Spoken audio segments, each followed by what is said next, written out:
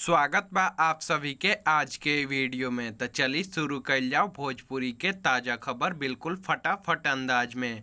Video शुरू करे से पहले आप सभी के बता दी कि अगर वीडियो पसंद आई तो वीडियो के लाइक कर देम और शेयर कर देम। पहिल का खबर निकल के आ रहा बा भोजपुरी के rock star singer Ritesh Pandey की ओर से, जिनकर नया बोलबम गाना मेरा भोला है भंडारी फुल वीडियो सॉन्ग RVF इंटरटेनमेंट के ऑफिशियल यूट्यूब चैनल पर रिलीज कर देहल गईल बा, जौना के आप सभी चाही त जाके देख सकतनी।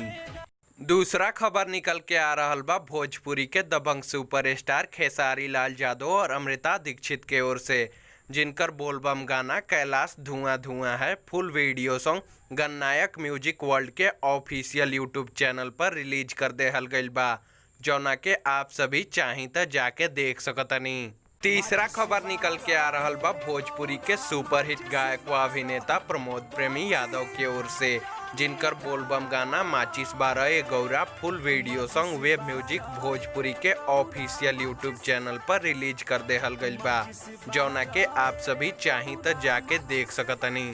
चौथा खबर निकल के आ रहा बा भोजपुरी के पावर स्टार पवन सिंह के ओर से, जिनकर गाना तोपला जवनिया ओढ़निया से full video song World Wide Records Bhojpuri के ऑफिशियल यूट्यूब चैनल पर रिलीज कल गई रहे, जौना के भोजपुरिया दर्शक लोग खूब पसंद कर रहा बा और ई गाना के अब तक 11 मिलियन यानी 1 करोड़ 10 लाख से ज्यादा बार देखल जा चुकल बा।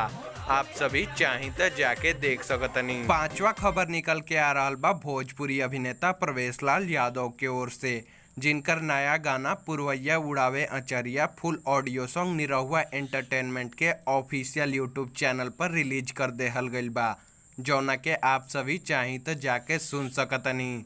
छठा खबर निकल के आ रहा बा भोजपुरी के दबंग सुपरस्टार खेसारी लाल यादव और अंतरा सिंह प्रियंका के ओर से, जिनकर वीडियो गाना खेसारी जल ढारेगा वतन के लिए काल बहुत लंबा इंतजार के बाद आदिशक्ति फिल्म्स के ऑफिशियल यूट्यूब चैनल पर रिलीज कर देहल गईल, जौना के भोजपुरिया दर्शक लोग खूब पसंद कर रहल बा और ये गाना के अब तक 2 मिलियन से ज़्यादा यानी 20 लाख से ज़्यादा बार देखल जा चुकल बा।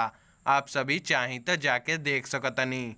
सातवां खबर निकल के आ रहा बा भोजपुरी के चॉकलेटी स्टार अभिनेता अरविंद अकेला कल्लू और यामिनी सिंह के ओर से, जिनकर फिल्म पत्थर के सनम full movie World Wide Records Bhojpuri के ऑफिशियल यूट्यूब चैनल पर रिलीज कल गई रहे, जौना के भोजपुरिया दर्शक लोग खूब पसंद कर रहा बा और ये फिल्म के अब तक 20 मिलियन यानी 2 करोड़ से ज़्यादा बार देखल जा चुकल बा।